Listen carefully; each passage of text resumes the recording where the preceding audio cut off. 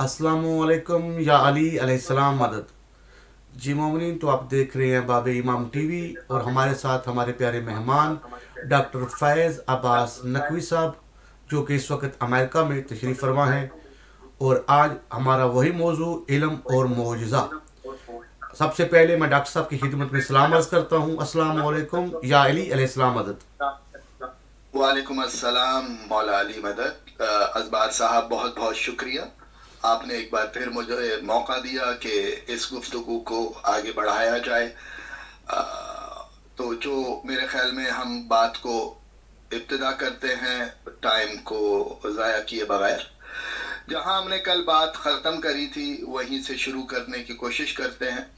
और बात हमने जो कल इल्म और मौजज़े पे करी थी, और मैंने कहा था, समझाने की हमने कोशिश करी थी कि मौजज़ा बेसिकली इल्म का इस्तेमाल है जो नबियों को, अल्लाह के नुमाइंदों को अल्लाह की तरफ से इल्म अता किया गया।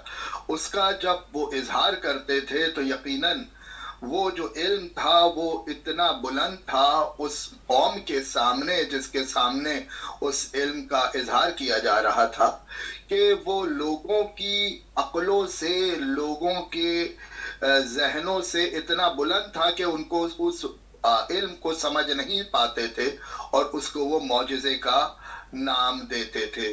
जो नामुमकिन अमल होता था उस नामुमकिन को मुमकिन करके अंबिया, औसिया और अल्लाह के नुमाइंदे जब सामने पेश करते थे तो लोग उसको मौजज़े का नाम देते थे। आज क्योंकि साइंस ने इतनी तरक्की कर ली है कि इसको हम बता सकते हैं, किसी हद तक डिफाइन किया जा सकता है कि ये मौजज़ात कैसे, इस इल्म का कैसे इजहार अंबिया करते थे। मगर इससे पहले मैं लोगों को जो हमारी इस गुफ्तगू को सुन रहे हैं उसको मैं बताना चाहता हूँ, डिफाइन करना चाहता हूँ कि हमारा मकसद बिल्कुल ये नहीं है कि हम मौजज़ात का इनकार कर रहे हैं। बिल्कुल मौजज़े का इनकार नहीं है। और हम ये भी नहीं बताना चाहते और ये भी नहीं कहना चाहते और ये बिल्कुल मकसद नहीं है कि साइंस हकीकत है और कुरान और मौजज़ात हकीकत नहीं है। बिल्कुल ये मकसद नहीं है, क्योंकि किसी भी चीज़ को डिफरेंट एंगल से, डिफरेंट पॉइंट ऑफ व्यू से, डिफरेंट एनके लगाकर उस चीज़ को, उस सब्जेक्ट को, उस टॉपिक को देखा जा सकता है। तो ये जो मौजज़ा है इसको हम साइंस एंड टेक्नोलॉजी की नज़र से देखने की और समझने की कोशिश कर रहे हैं आज। और मैं आपको समझाने की कोशिश करूंगा कि किस तरह क्या आला तरीन और क्या अजीम तरीन इल्म इन अंबिया को अल्लाह की तरफ से अता हुआ था, कि आज साइंस उस इल्म को देखे तो उसके, यानी कि वो आज भी साइंस थ्योरी के अंदर, कागज के ऊपर तो ये बता सकती है कि क्या हुआ, मगर इसकी प्रैक्टिकल इम्प्लीमेंटेशन आज भी मुमकिन नहीं है।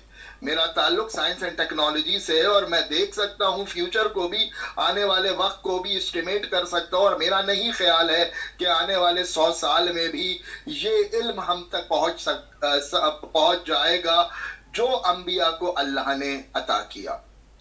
जैसा कि मैंने कल कहा था कि मैं आप लोगों के सामने आज बयान करने की कोशिश करूंगा कि किस तरह हजरत मूसा का असा एक अजदहे में तब्दील हुआ, किस तरह इब्राहिम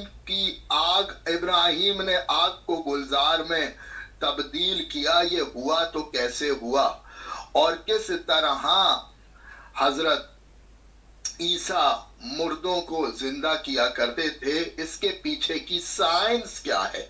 कल मैंने आप लोगों के सामने बताया था, पेश किया था कि ये साइंस कोई इंसानी ईजाद करदा इल्म नहीं है, ये भी अल्लाह की तरफ से है। और इसको सबसे पहले इंट्रोड्यूस हमारे इमामों ने ही बताया है। हमारे इमामों ने ही, इमाम जाफर सादिक अलैहिस्सलाम ने अपनी यूनिवर्सिटी में इस इल्म की जो है तबलीग करी है। केमिस्ट्री उन्हीं के यूनिवर्सिटी से, उन्हीं के दर्सगाह से इब्तिदा हुई है, बायोलॉजी भी उन्हीं की दर्सगाह से इब्तिदा हुई है, और फिजिक्स भी उन्हीं की दर्सगाह से हम तक पहुंची है। तो ये भी आसमानी ही इल्म है जिसको हम आज पाकिस्तान अपना जो है इस इल्म को हम साइंस का नाम देते हैं। तो अपनी बात को मैं शुरू करता हूं, और कैसे मूसा ने एक लकड़ी के टुकड़े को, एक असा को, एक जिंदा चलते फिरते सांप में तब्दील किया। थोड़ी सी केमिस्ट्री के अंदर और थोड़ी सी बायोलॉजी के अंदर मुझे जाना पड़ेगा, और शायद ये आज की गुफ्तगू टेक्निकल ज्यादा हो, मगर मैं चाहता हूं कि जिन्होंने केमिस्ट्री और बायोलॉजी को पढ़ा है थोड़ा भी, तो मेरी इस गुफ्तगू को यकीनन वो एंजॉय भी करेंगे, और उनको नजर आएगा कि हाँ, ये जो बातें हैं ये मुमकिन हैं, ये नामुमकिन नहीं है। तो सबसे पहले मैं बात को इब्तिदा करने के लिए आपको बताता हूं कि जो लकड़ी है, एक ड्राई वुड, उसके अंदर 50% कार्बन होता है, तकरीबन 44% ऑक्सीजन होती है, और 6% हाइड्रोजन होती है। यानी कि हाइड्रोजन, ऑक्सीजन और कार्बन का कॉम्बिनेशन जो है लकड़ी होता है, और कुछ भी नहीं है।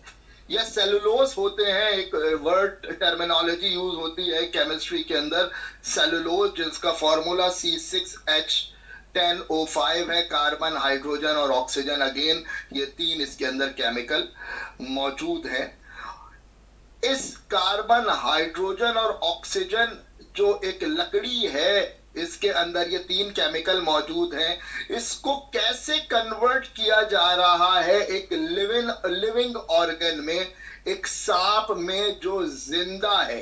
कुरान के अंदर मिलता है कि हमने हर चलती फिरती शय को पानी से पैदा किया। कुरान में ये आयत मौजूद है, और इसी का सहारा लेते हुए मैं अपनी बात को आगे बढ़ाता हूं कि हजरत मूसा ने बेसिकली किया यही, इल्म परवरदिगार का था, अता मूसा को हुआ, और मूसा ने अपने इल्म का इजहार किया, और इजहार कुछ इस तरह से किया कि वो जो लकड़ी थी जिसके अंदर कार्बन था, हाइड्रोजन था और ऑक्सीजन था, उस कार्बन, हाइड्रोजन और ऑक्सीजन को उन्होंने कन्वर्ट किया सेल्स के अंदर, क्योंकि इंसान जो है वो सेल से बना हुआ है, और सेल के अंदर न्यूक्लियस होता है, और न्यूक्लियस के अंदर डीएनए मौजूद होता है। और आप जानते हैं डीएनए, मेरे ख्याल में सब जानते होंगे कि डीएनए वो होता है जिसके अंदर इंसान की खुसूसियत मौजूद होती है।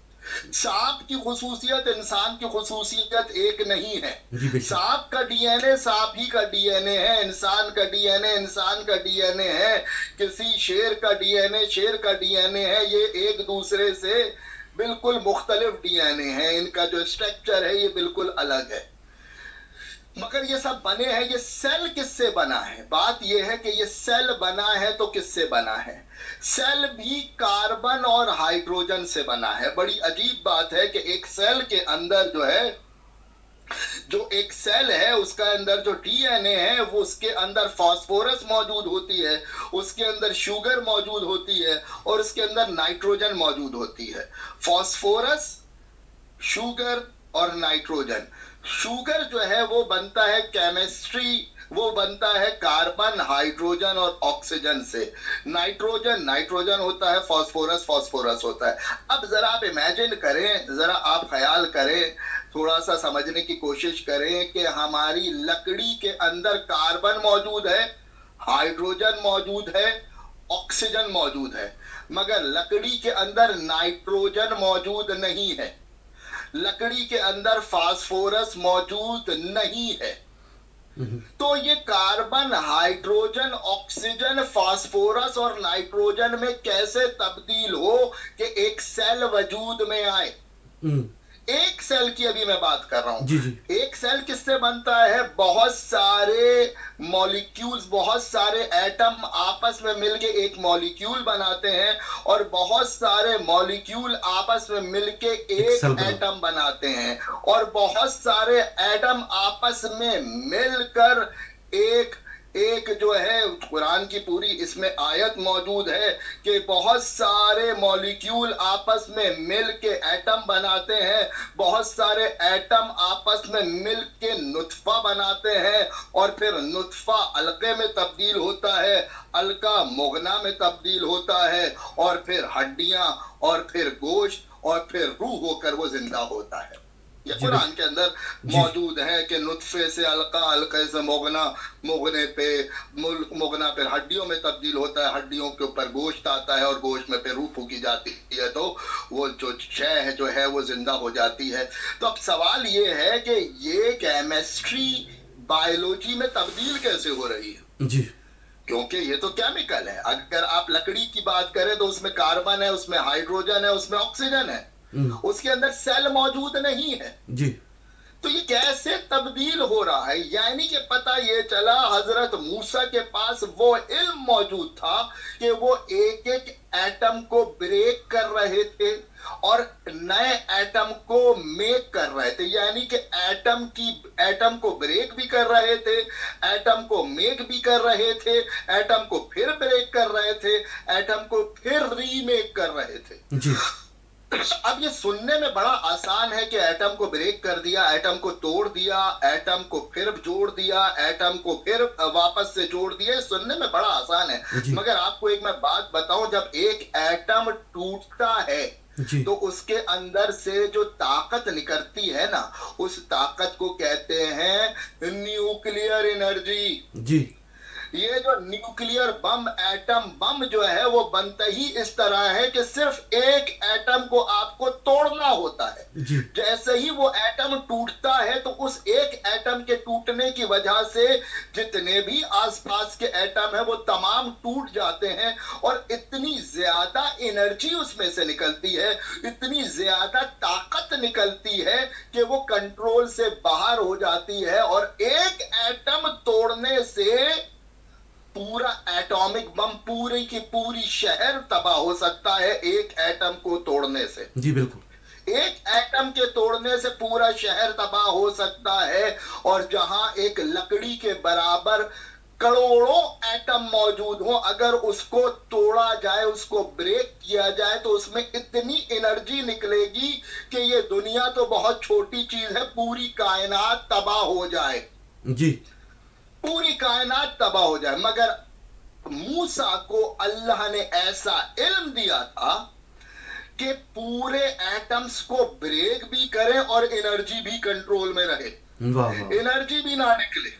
آپ کو پتا ہے کہ جو آج کل نیوکلیئر پلانٹس بنتے ہیں، جی پوری دنیا کے اندر نیوکلیئر پلانٹ موجود ہیں بالکل جو بجلی بنانے کے کام آتے ہیں، جی ان کا نیوکلیئر ریئیکٹر کا سائز ایک بالش یا کم یا بہت بڑا ہوا تو ایک پانی کے جگ کے برابر ہوتا ہے، جی مگر اس کو کنٹرول کرنے کے لیے جو اس کا سیٹ اپ بنایا جاتا ہے وہ کئی کلومیٹر کا ہوتا ہے، صرف اس ایک پانی کے جگ کو کی انرجی کو کنٹرول کرنے کے لیے، صرف اس انرجی کو کنٹرول کرنے کے لیے کہ یہ آؤٹ آف کنٹرول نہ ہو جائے، یہ بالکل ہی ہمارے آپے سے باہر نہ ہو جائے، اس کو کنٹرول کرنے کے لیے کئی کلومیٹر کا علاقہ اور کئی مشینیں تیار کی جاتی ہیں، بنائی جاتی ہیں جو صرف اس انرجی کو کنٹرول کر رہی ہوں۔ جی اب ذرا آپ امیجن کریں، انسان کا علم یہاں تک پہنچ گیا ہے کہ وہ ایٹم کو بریک کر دے، مگر اس کو بریک کرنے کے، کنٹرول کرنے کے لیے وہ پتہ نہیں کتنی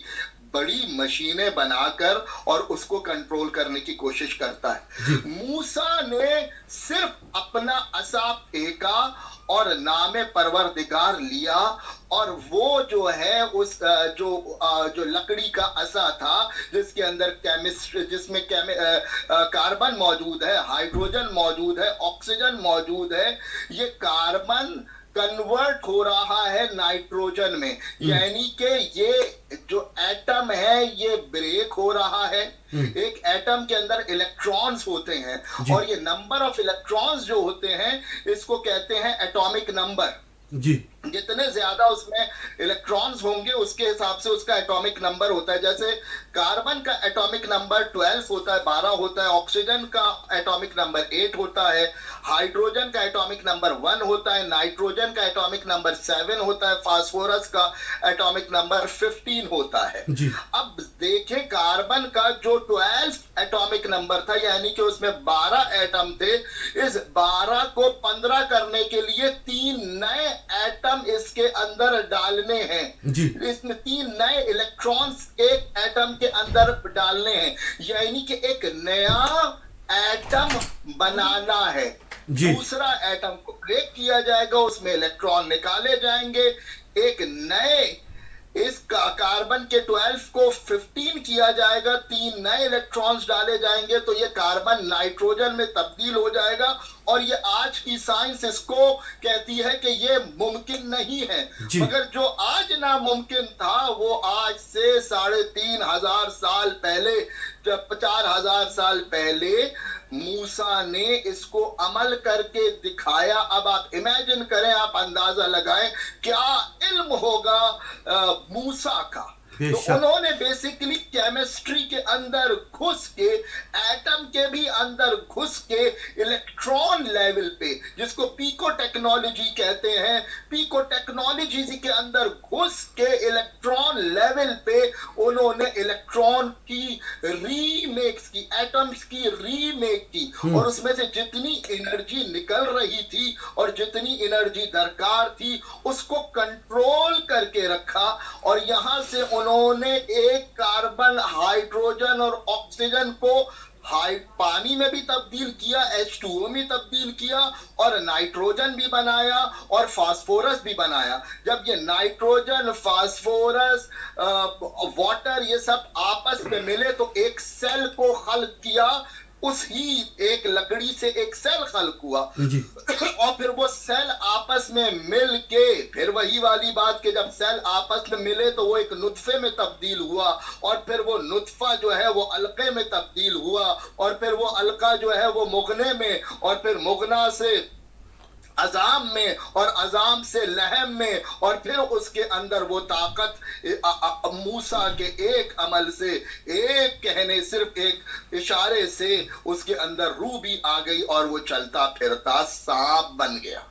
यानी कि केमिस्ट्री जो है वो बायोलॉजी में तब्दील हो गई. यानी कि जो नॉन लिविंग थिंग चीज थी वो अलाइव हो गई. यानी जो एक जो लकड़ी, जो एक सिर्फ एक सॉलिड मटेरियल था, वो चलते फिरते एक अजदहा में तब्दील हो गया.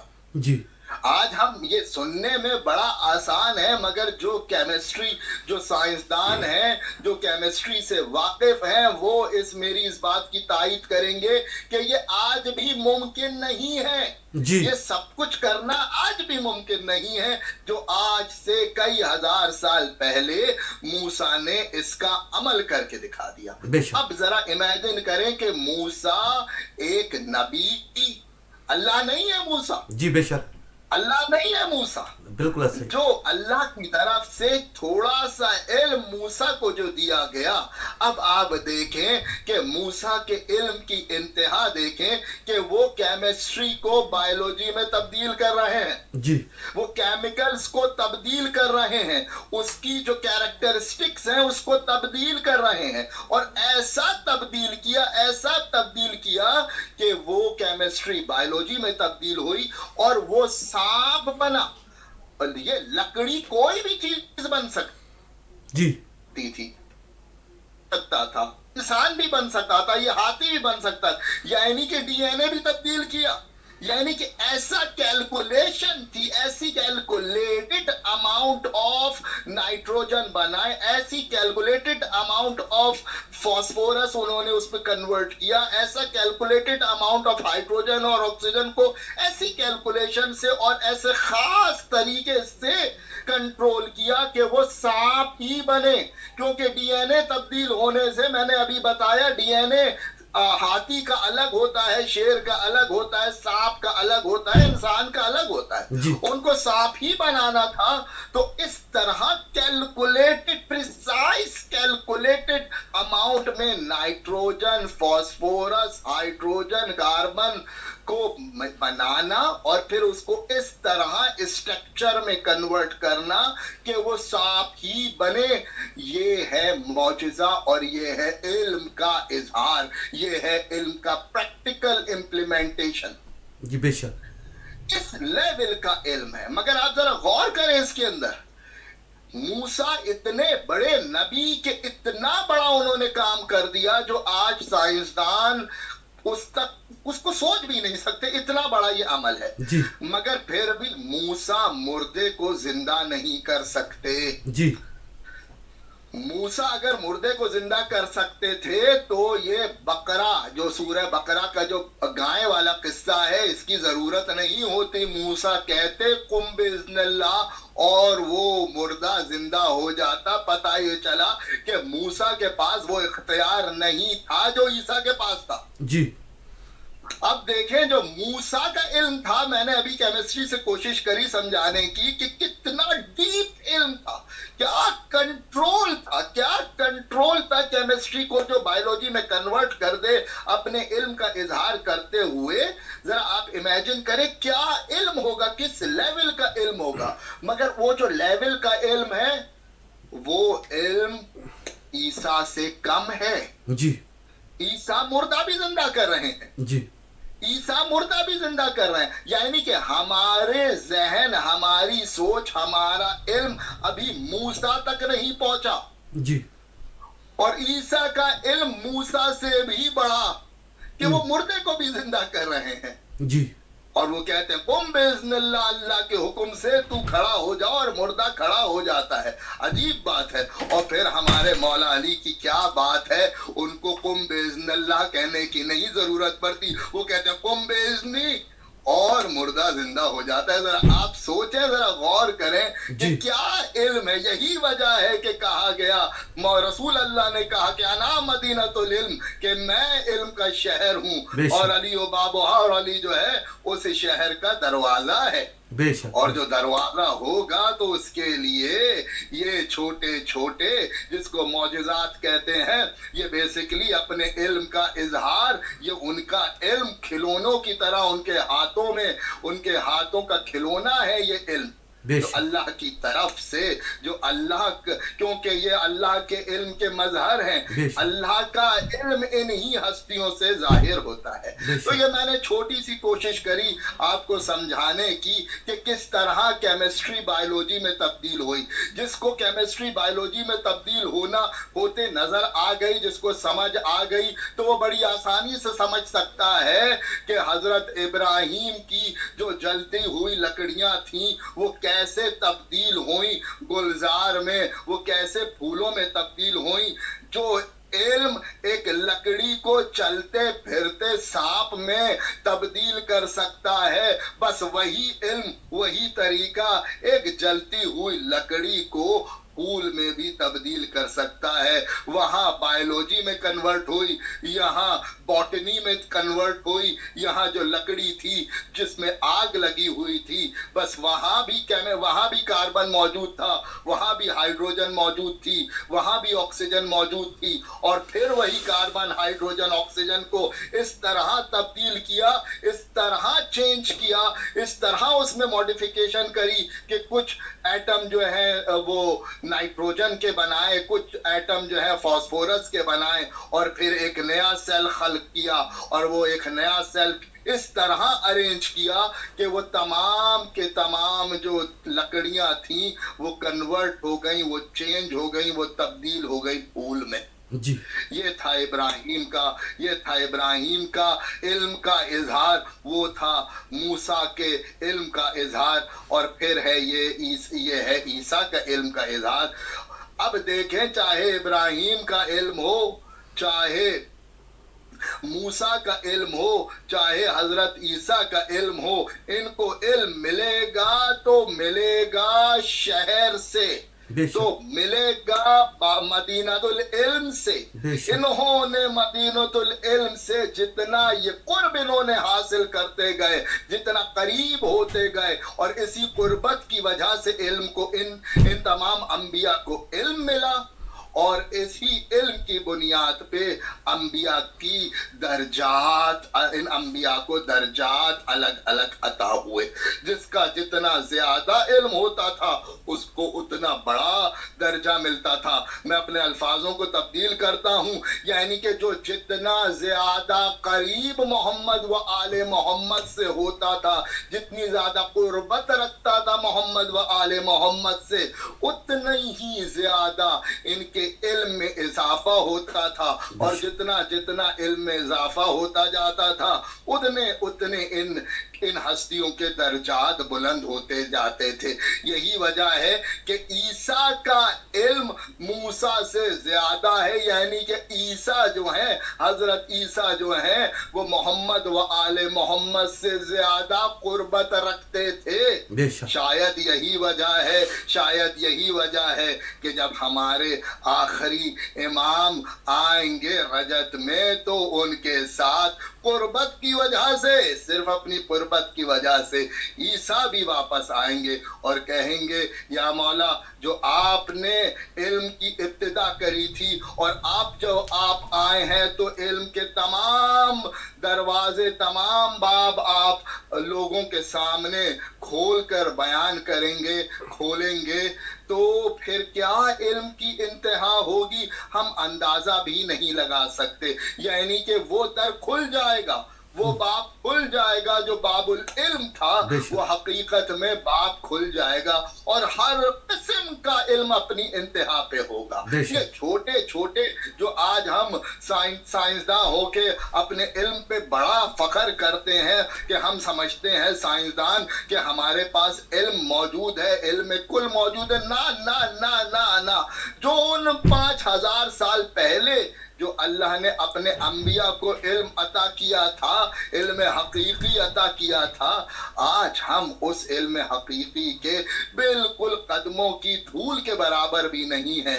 مگر کوشش ہے انسان کی کہ ختم بھی نہیں ہوتی، اور شاید یہی کوشش ایک وقت آئے گا کہ توحید تک ان تمام کوشش کرنے والے، چاہے وہ سائنسدانوں کی صورت میں ہوں، چاہے وہ مسلمانوں کی صورت میں ہوں، جو بھی اللہ کے علم کو پانے کی کوشش میں نکلے گا اس کو اجر ضرور ملے گا. تو میں نے کوشش کری چھوٹی سی آپ کے سامنے اپنی اس بات کو، یقیناً یہ اتنی آسان بات نہیں ہے، شاید لوگوں کو یہ بات تھوڑی بہت نہ بھی سمجھ آئے، کیونکہ یہ ڈیپ کیمسٹری اور ڈیپ بایولوجی کی باتیں ہیں جو میں نے کوشش کری جس حد تک آسان الفاظوں میں آپ لوگوں کے سامنے پیش کری جائے، اس کو میں نے پیش کیا. جی اخبار بھائی، اب آپ بولیے، آپ فرمائیے. جزاک اللہ. بہت اچھا ڈاکٹر صاحب، آپ نے جو اپنا یہ بیان دیا کافی حد تک سمجھ آنے والی باتیں ہیں، یعنی اتنا مشکل نہیں ہے کہ اگر انسان کوشش کرے تو وہ سمجھ سکتا ہے.